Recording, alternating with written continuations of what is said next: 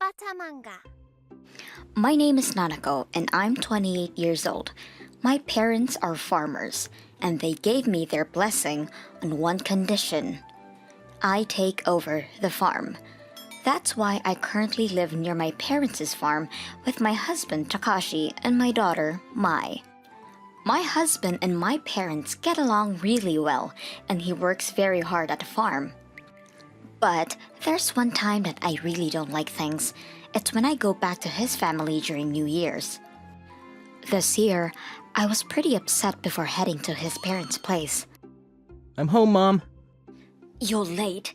It's already the evening. You didn't help out with the dinner at all. I told you that I couldn't get on the train till this afternoon. My back hurts and I'm tired, so you do the rest, Nanako. Oh, yes, ma'am. Sorry for being late. This is what I was greeted with as soon as I walked into the house. I immediately felt worse. My husband has siblings, an older and younger sister. He's the only son and he passed before he met me. The older one got a divorce and came back to live with her mom, and the younger sister has been single forever. My mother-in-law doesn't appreciate that my husband took our name to take over the farm. She's been very tough on me and is the stereotypical mother-in-law. When my husband isn't around, she escalates things like crazy and will kick me and hit me with rags. You're seriously useless and ugly. She would keep telling me things, but I loved my husband, so I hope one day she would accept me. But I didn't go against it. I had been doing my best for her. I started getting dinner ready. He would come to help, but my mother-in-law and his sisters didn't like that. You, shut up. You better not spoil her just because she's your wife. It's not in her best interest. Yeah, you're always being used by her like that. I feel so bad for you. Shut up. You know damn well that she can't handle this on her own. I'm not gonna come back home if you keep this crap up. What are you talking about? You can't do that. My husband kept getting mad at them, but it didn't work at all. Then, my husband got a call from work, so he stepped out for a second. Of course, they started spewing their poison at me, amidst all that chaos. There was a loud sound and my daughter with a broken plate at her feet. Mai, are you okay? I'm sorry, Mom. I just wanted to help you. My mother-in-law who saw that started screaming and yelling. Hey, what are you doing? That's my important plate. I'm so sorry. It was my fault. Your fault? Your daughter is just as useless as you are. I don't need you, you useless girl. Take her and get the hell out. I couldn't hold back anymore after my daughter was insulted. It was just my daughter trying to help out since they didn't seem to do anything at all. You can say what you want about me, but you better not say anything to her. She must have really gotten mad because I said something back, and she was furious. You stole my son from me! Get out, you thief! Get out! Get out! She was yelling as she opened the kitchen door and hit me with a broom. Get on your knees and beg. Promise to get a divorce and I'll let you in. She slammed the door in my face. It was dark out and snowing already. If I apologize, she'll let me in. I love my husband, but I really can't do this anymore. I should just make the promise. But I couldn't just stay in that house for 1 second longer, so I picked up my daughter and wrapped her in a cardigan. I ran to the station and caught a cab. From there, I drove about 3 hours back home. My parents saw me and ran towards me in a panic. They even paid a taxi off, which was pretty expensive. I felt so bad for them. After I put my daughter to bed, I explained everything to my parents. They were, of course, not feeling too good. However, I was also pretty exhausted, so I told them that I'd talk about it in the morning. When I woke up, I found my husband in the living room.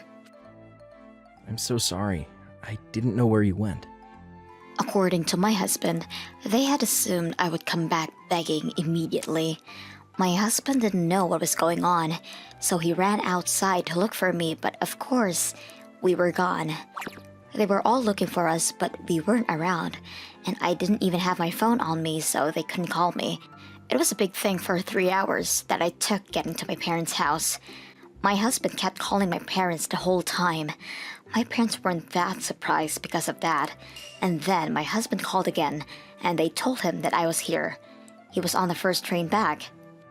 She's never liked me, and I've been keeping it to myself, but I can't do this anymore. I think this is way too far. Even for a mother-in-law bullying their daughter-in-law. And still a child. I'm sorry I was there, but I couldn't protect you. I don't want anything to do with you or that family. I'm sorry, but we should. Then I realized that I felt okay with a divorce. If he is one of them, then I really cannot love this man. But my parents probably didn't want to lose their heir, and if I just divorce here, then it's exactly what they would want. Please don't divorce me. Rethink this. We won't go to my parents' house again. I don't want you to ever experience that again. I'm sorry I didn't protect you better. I thought it was just some light nagging. I'm so sorry. I decided to try to work things out with my husband. I told him that Mai and I would never have to do anything with this family ever again. But apparently he was pretty over it this time too. He called his mom and let her know he was cutting ties with her. My mother-in-law was furious and came storming at our house.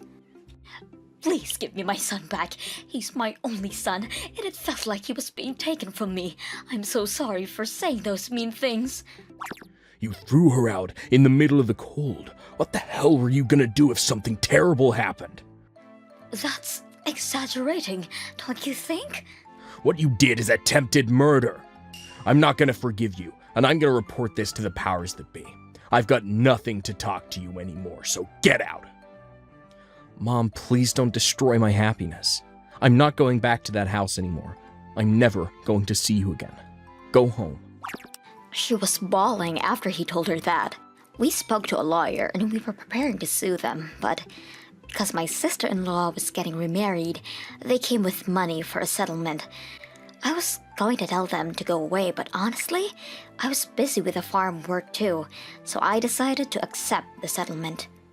But when we let the future husband know about what was going on, the marriage was called off. He must have been really worried after finding out that I was considering suing the mom. I figured they would come here up in arms, but that never happened. My husband used to send money back home, but he stopped that too. They ran out of money, so they are all working part-time jobs, so they don't have time to storm our house.